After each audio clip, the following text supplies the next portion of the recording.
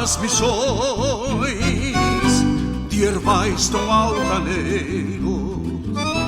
Então usou facões para armar os maragatos. 1923. Vamos buscar na memória e entender a trajetória de uma peleia campeira que aconteceu em Palmeira há 100 anos na história.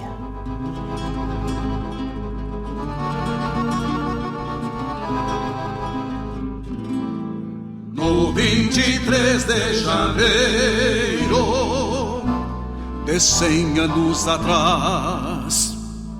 Toda a história da antiga Palmeira, da Grande Palmeira, ela tem uma presença muito forte de uma polarização política que estava presente no Rio Grande do Sul, mas que também esteve muito presente na nossa região. Embora a história, a memória tenha consagrado o nome como Revolução de 23, ela não se constituiu de fato numa revolução porque ela não trouxe aquelas mudanças esperadas.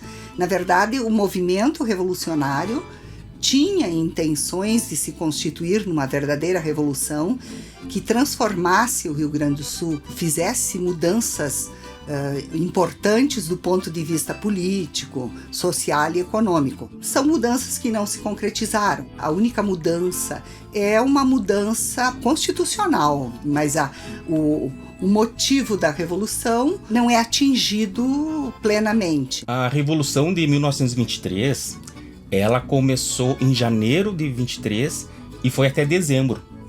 E todo esse movimento foi questionando a eleição do Borges de Medeiros à presidência do Estado, que ocorreu no ano anterior. Então, Borges foi reeleito pela 5ª vez e a oposição, liderada politicamente pelo Assis Brasil, ela questionou o resultado da eleição. Essa polarização política, ela faz parte da história do Rio Grande desde antes da República. No Império já tínhamos uma divisão política bem importante entre liberais e conservadores. O Partido Republicano Rio-Grandense, no caso, ele é dominante no poder, mas se constitui um grupo de oposição que é o Partido Federalista. Os republicanos vão ser designados como chimangos e os federalistas como maragatos, fazendo aquela tradicional divisão dos lenços brancos e vermelhos que está tão presente nas nossas músicas e no nosso imaginário social e cultural do Rio Grande do Sul. Da quinta posse de Borges de Medeiros. Mas por que aconteceu a dita revolução? Se tinha a Constituição para honrar os seus direitos. Quem, afinal, foi eleito depois daquela eleição? O ponto principal do questionamento era um ponto da Constituição do Estado. O artigo 9 dizia como deveria ser contados os votos para se considerar eleito o candidato. Dizia que bastava ter maioria dos votos válidos durante o pleito. Mas a oposição, liderada por Assis Brasil, tinha uma outra interpretação, que era, tem que se contar não apenas os eleitores que compareceram às urnas, mas todo o eleitorado apto a votar. Se fosse vencedora essa interpretação da oposição, dos maragatos, Borges realmente não seria eleito. Mas segundo a interpretação de que bastava a maioria dos votos válidos, Borges de fato estava eleito. Então, a Revolução tinha como objetivo, como principal objetivo, questionar o resultado de acordo com a hermenêutica do artigo 9º da Constituição.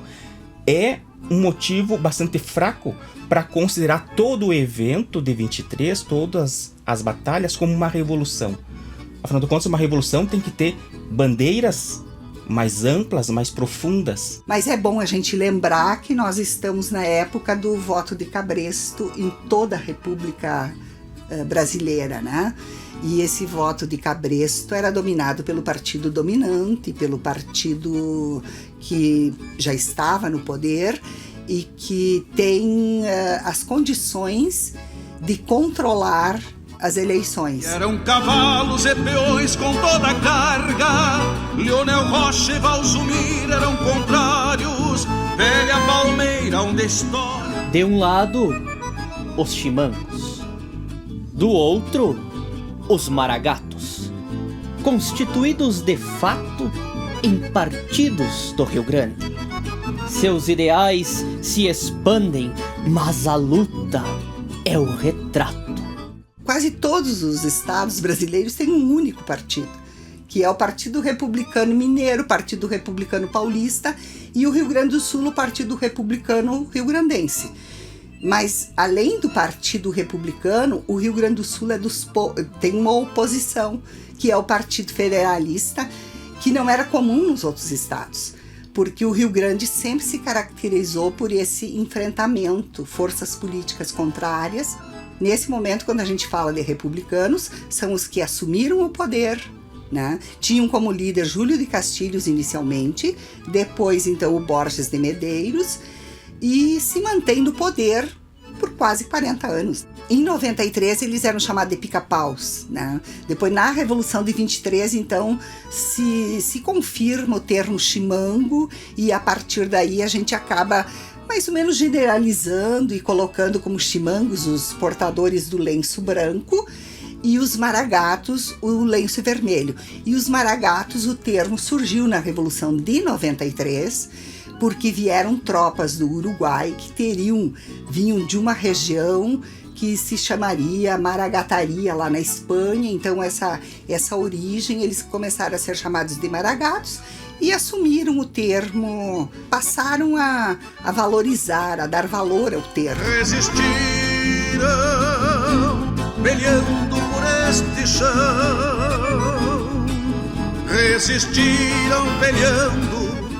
O comando dessa gente por homens foi exercido, cada qual no seu sentido: cavalo, bomba e fuzil. Medeiros e Assis Brasil, sobrenomes conhecidos. O líder maior do movimento dos maragatos era o Assis Brasil, que tinha sido candidato junto com Borges de Medeiros e que era, na verdade, tinha uma condição de liderança política pelo próprio papel político que ele desempenhava. Mas as lutas se davam principalmente comandadas por revolucionários que havia na região da campanha, como Zeca Neto, como Honório Lemes, né? E na região do Planalto, começando já por Passo Fundo, onde o movimento começa, né? Nós tínhamos Passo Fundo, Erechim, Cruz Alta, Felipe Portinho, Mena Barreto, são nomes que se destacam na região junto com Leonel Rocha. Eles tinham uma proximidade maior. Segundo o Partido Republicano Rio-Grandense, todos tinham o mesmo grau de importância e de autoridade nas reuniões para decidir. Mas com o tempo, o Júlio de Castilhos, ele vai despontar como líder. Ele tinha várias qualidades, principalmente a oratória, né? Formado em direito, uma pessoa de conhecimento e que tinha uma postura forte. Então ele vai naturalmente assumir o papel de liderança, que foi precipitado com a morte do Júlio no início do século XX. E muitos nomes vão ser postos à mesa, né? Um vai ser Borges de Medeiros, outro vai ser o Ramiro Barcelos. E na análise dos prós e contras de cada um, se escolheu Borges de Medeiros. E o Ramiro Barcelos, uma pessoa gabaritada para essa função, ele se sentiu desprestigiado no grupo político dele. E vai escrever uma obra literária chamada Antônio Chimango, satirizando a pessoa de Borges de Medeiros, que já era liderança política máxima, tanto no partido dele, quanto no estado. Para lhes contar a vida, saco da Malo Bandônio, a vida de um tal Antônio Chimango, por sobrenome, magro como lobisomem, mesquinho como demônio. essa obra era satírica. Então apresentavam o Borges como um chimango, um pássaro chimango, né, dotado das piores qualidades possíveis. E daí ele narra desde a infância, desde o nascimento. Nasceu barrigudo, lombriguento, não aprendia nada na escola. E por aí vai. E é todo escrito em versos. Tinha grande habilidade, com seu jeitinho de mico, pra fazer um mexerico e armar com mãe uma intriga. Logo que havia uma briga, já lhe metia o bico. E essa obra vai chegar nas mãos do Borges de Medeiros. Essa pessoa que levou pensou, isso merece uma retaliação, esse cara tem que ser punido. Detalhe, o Ramiro Barcelos usou um pseudônimo. Ele assinou como Amaro Juvenal. Mas se identificou que era ele no final das contas. E o Borges, vendo a qualidade da obra, por mais que ela fosse uma dura crítica a ele, teria dito, deixa circular, o livro é bom. Um dia chamou o chimango e disse: escuta, rapaz, tu vais ser o meu capataz, mas tem uma condição: as rédeas na minha mão, governando por detrás. E um fato importante sobre a escolha do Borges pelo Partido Republicano Rio-Grandense. Dizem que ele, e daí isso está na obra do Ramiro Barcelos, ele não é o mais inteligente, mas é o mais obediente. Sei que tu és maturrango, porém dou-te a preferência. Nisto está minha ciência, escolhendo-te entre os outros. Eles sabem domar potros, mas tu tens a obediência. Essa foi a principal virtude que fez o partido escolher ele para concorrer à eleição de presidência, da presidência do estado do Rio Grande do Sul. Na época era presidente, não era governador. E que vai permitir que ele continue no cargo por 5 gestões. Na mão do triste chimango, o arvoredo está no mato. O gado é só carrapato, o campo cheio de praga. Tudo depressa se estraga no poder de um insensato. Com marca de balaço, registrando o refregaço nas paredes das moradas, aos poucos se retirando pelo campo e berrando, com vozes alvoroçadas, cococos e bancada. Já peleia em 23, muita gente também viu. Velha palmeira onde a história não se apaga, sangrou sofrida, prantos revolucionários. Também são 2 os líderes pelos campos da palmeira, que se formam em trincheiras entre zunidos de tiros, Leonel Rocha e Valzomiro, cada qual com a sua bandeira. Quais são as 2 personalidades mais importantes aqui em Palmeira das Missões, em torno da qual vão se reunir outras? Do lado legalista, que é o republicano, o borgista, vai ser Valzomiro Pereira Dutra. Palmeira sempre foi uma cidade chimanga, sempre esteve em poder dos chimangos. A oposição na nossa região, a principal, o comandante do movimento revolucionário aqui, foi o Leonel Rocha.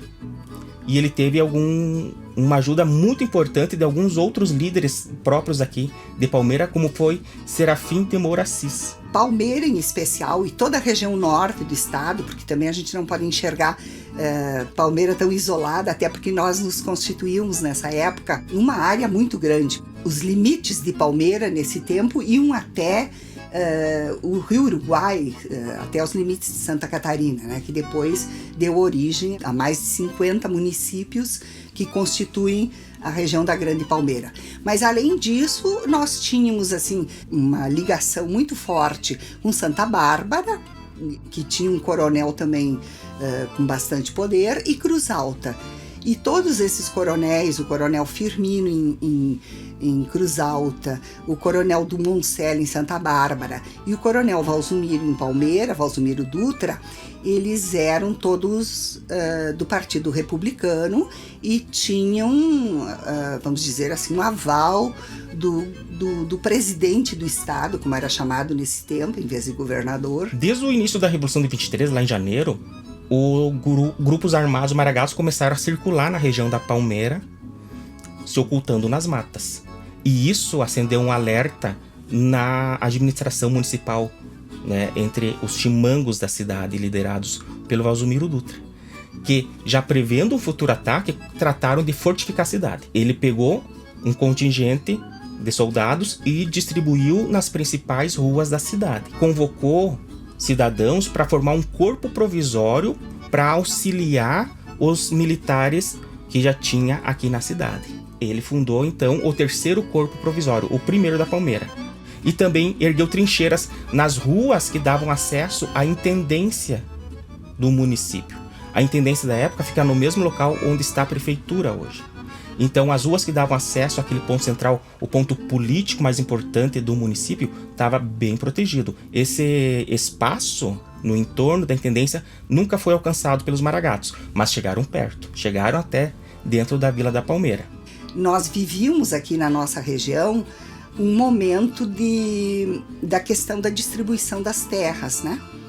Porque a partir do final do século XIX, começam a chegar na nossa região, na região da Grande Palmeira, que era a região de mata, na verdade, não era a região de campo. São terras que vão ser distribuídas aos imigrantes, aos descendentes de imigrantes, aos colonos, na verdade, que vão ser designados como colonos. Essas terras vão ser distribuídas pelo governo do estado. E nessa distribuição de terras, se esquece a presença dos caboclos, ervateiros que viviam nessas matas, viviam da extração da erva mate e também de uma agricultura de subsistência. Eles são completamente esquecidos e, na medida que eles vão sendo expropriados, eles se sentem prejudicados, e dentro desse grupo é que nós vamos ter muitos que se juntam então às tropas de Leonel Rocha. Esse aspecto estava presente também no movimento revolucionário aqui em Palmeira das Missões. Mas junto da questão eleitoral, vieram outras questões, outras tensões que se arrastavam desde o século XIX e que esperavam uma solução. E quando estourou essa revolução por causa da eleição, aquelas tensões foram usadas também pelas pessoas que estavam se sentindo de alguma forma oprimidas pela construção da sociedade da época. Foi visto como um momento também de colocar ali as suas pretensões, as suas reivindicações, que giravam principalmente em torno da posse e distribuição da terra, que desde o século XIX houve um processo muito forte de privatização de tudo que era público. Havia terras públicas, havia ervais públicos, onde os caboclos, os pequenos roceiros, os ervateiros garantiam sua sobrevivência explorando esses espaços públicos, mas que passaram a ser privatizados. A liderança mesmo do coronel Valzumiro, ela vai se constituir no século XX daí, né? E ele tem um poder político, um poder militar muito grande, né? Mas a liderança dele é mais no século XX. Então, em 23, ele está bem posicionado, assim como uma liderança política importante. A gente fala na história que a Revolução de 23 é uma revolução de coronéis contra coronéis. São os coronéis da campanha contra os coronéis do Planalto, né? Mas em Palmeira das Missões, especificamente, o líder não é um coronel no sentido que a gente tem de grande proprietário de terra, porque o grande líder é Leonel Rocha, que não é grande proprietário, que não tem as características do coronel. O Leonel Rocha, ele vai comandar uma tropa de pessoas que se engajam ao seu movimento, sendo muito constituído por caboclos simples que vão se aliar a ele na defesa de ideais libertários. Esses ideais libertários, em grande parte, uma luta contra o governo do Estado, contra o poder forte dos republicanos, mas também uma luta contra a questão econômica. O principal jornal da época no Rio Grande do Sul era a Federação, o órgão do Partido Republicano Rio-Grandense. E ele trazia as manchetes de todos os eventos e momentos da Revolução, e sempre tratando os maragatos como bandidos. Tanto que o setor do Estado do Rio Grande do Sul, na época, que mais tratou da Revolução foi a polícia, porque todo o movimento revolucionário foi visto como caso de polícia, e os seus líderes como bandidos fora da lei. E, curiosamente, nenhum deles foi tão massacrado pelo jornal quanto o Leonel Rocha, que era chamado de bandido, chefe de maloca, bandoleiro. Levante dos maragatos, Palmeira perde a paz. Uma luta nessas plagas dividiu até os vizinhos. Foi brabo achar o caminho, mas entraram na cidade. Aconteceu, de verdade, a Batalha dos Maragatinhos.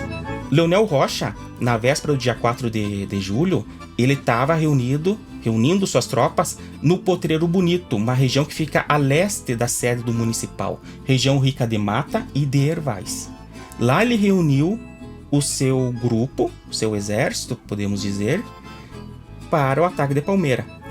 Ele iria então atacar pelo leste, mas havia também maragatos que atacaram pelo norte e pelo sul da vila. Só não se movimentaram a oeste, porque o oeste era tomado por campos, campo limpo, né? E a intenção dos maragatos era que isso servisse de corredor para os chimangos fugirem, caso o ataque fosse vitorioso. A entrada na cidade, a tentativa de tomada, o início da batalha, ocorreu nas imediações do que hoje nós chamamos Ponte do Maragatinho. Foi por lá que o grupo do Leonel chegou na cidade e que começou os primeiros combates. E esses combates vão seguir até as imediações do centro da Vila da Palmeira. A batalha começou em torno das 3h30 da manhã e vai se arrastar até as 8 da manhã. Vão ser 5 horas de batalha ininterrupta e com pesada fuzilaria. Se usava muito fuzil nessa batalha, tanto que por muitos anos várias casas exibiram as marcas desse grande tiroteio. Então a cidade estava fortificada, os chimangos estavam encastelados na cidade, e o ataque maragato, embora bastante forte, não foi suficiente para derrotar essas defesas. Eles saíram lentamente, mas não conseguiram retirar do teatro da batalha o corpo de alguns soldados maragatos que ali tombaram. Segundo o professor Mozart Pereira Soares, foram 3 os mortos. 2 no início, junto à sanga, que hoje nós chamamos Sanga do Maragatinho. O outro já dentro da Vila da Palmeira. E o que foi feito com esse corpo que estava dentro da cidade? Foi amarrado na cincha do cavalo e arrastado até onde estavam os outros 2. E lá ficaram insepultos. Até que pessoas populares se sensibilizaram com a situação e fizeram um túmulo na terra improvisado. Com o tempo, esses restos mortais vão ser transferidos para o cemitério da cidade. Mas o local hoje é marcado com um monumento aos maragatinhos. E esse aspecto é tão forte, tão importante e ocupa um espaço privilegiado na memória local, que o próprio bairro que se formou lá, hoje também se chama Bairro Maragatinho, em homenagem a esses soldados, também a toda a causa dos maragatos e a própria Revolução. O norte do Rio Grande do Sul teve esse enfrentamento bem grande porque as tropas do Leonel Rocha estavam presentes nesse movimento de guerrilha. Leonel Rocha, Felipe Portinho, que pegavam a região de Passo Fundo, de Erechim, Cruz Alta, Santa Bárbara. O livro do Dr. Mozart relata muito bem o ataque à Palmeira neste momento em que o Leonel Rocha tenta tomar o poder. Os maragatinhos nunca foram identificados. Só o que se descreveu deles e que a história preservou, o tempo preservou, foi que eram jovens, pobremente vestidos. Provavelmente estavam lá amando de alguém. E interessante, ninguém nunca reclamou os 3 corpos. Talvez para nós esse seja o monumento mais marcante da presença da Revolução de 23 em Palmeira. Eu acho que a gente tenta resgatar esses momentos. Eu acho que as músicas do Carijo fizeram muito bem isso. Essa história hoje ela está muito presente na vida das pessoas e todos têm algum conhecimento, porque alguém escreveu lindos poemas sobre esses acontecimentos, né, que se transformaram então, e a música ela traz uma vivência importante desses momentos, porque ela é mais fácil de ser entendida do que um texto histórico muitas vezes, né? Quem são eles? Quem são eles? Ninguém sabe responder, mas que são maragatinhos, todos sabem, dá pra ver. Pelos lenços colorados, o branco no amanhecer. E a Vila Velha, que é a origem da cidade, por tantas vezes foi o palco das peleias. Pra que história? Há também um episódio, uma entrada um quanto fácil, que aconteceu no palácio, o prédio da prefeitura. Quase foi pra sepultura o busto do Bonifácio. Numa certa oportunidade, a Vila da Palmeira estava quase sem proteção. Aproveitando essa oportunidade, o Serafim de Moracis, com seus homens, eles não tomam, mas eles entram na cidade, sem resistência alguma, sem atacar nem ser atacados. Quando já estavam na cidade, o Serafim consegue a chave da intendência municipal. E lá na intendência, ele, com o seu grupo de soldados, eles pegam o livro de atas do conselho e redigem um termo de passagem, dizendo qual era seu propósito, e que, segundo algumas pessoas, o propósito era apenas marcar sua passagem e não desejavam causar mal a ninguém e nenhuma família. E, simbolizando a sua posição, a tinta que ele usou para assinar esse termo foi a tinta vermelha dos maragatos. O único ato de violência que houve nessa passagem, que durou 24 horas, vai ser o busto do José Bonifácio. O busto havia sido inaugurado no Salão Nobre da Prefeitura, na Intendência, no ano anterior, em 22, no dia 7 de setembro. E um dos soldados do Serafim de Moracis provavelmente pensou que aquele busto era de algum republicano famoso. Puxou a sua adaga e deu um golpe no nariz do José Bonifácio. Hoje, o busto ainda existe, está no Centro Cultural e ainda marca a cicatriz dessa passagem. Infelizmente, o livro de atas se perdeu, mas, registrando, nós temos o nariz do Bonifácio. E a palmeira viu a paz de pedras altas. Ninguém mais queria a guerra rondando nosso rincão. Era preciso a união das famílias desamparadas. Foi então assinada a paz da Revolução. Por volta de novembro, começaram as tratativas de paz. O governo federal enviou para o Rio Grande do Sul o general Setembrino de Carvalho para que ele fizesse a pacificação, para que ele tratasse do movimento de pacificação. E nesse movimento de pacificação, de modo geral, assim, a tratativa era feita muito mais com o líder maior, que era o Assis Brasil, do que com os revolucionários que comandavam as tropas. Tanto que Leonel Rocha ele vai se manifestar sempre muito contrário ao acordo que foi feito. A Revolução de 23, ela conseguiu parcialmente o seu intento. Os Maragatos conseguiram algo com o movimento de 23, que foi a alteração do artigo constitucional que dizia como seria a eleição e a contagem dos votos nas eleições futuras. Além dessa mudança na redação do artigo 9º da Constituição de 1891, também Borges assumiu o compromisso de não se candidatar mais. E isto pacificou praticamente todo o movimento maragato. Mas Leonel Rocha, que tinha outras preocupações, ele não queria aceitar a pacificação. Mas no final ele acaba concordando. Ele diz: eu não vou ser obstáculo à pacificação da família rio-grandense. Bem, depois dessa intensa luta durante todo o ano de 1923, e a gente sabe que esses confrontos eles não têm só o enfrentamento de luta armada, não é?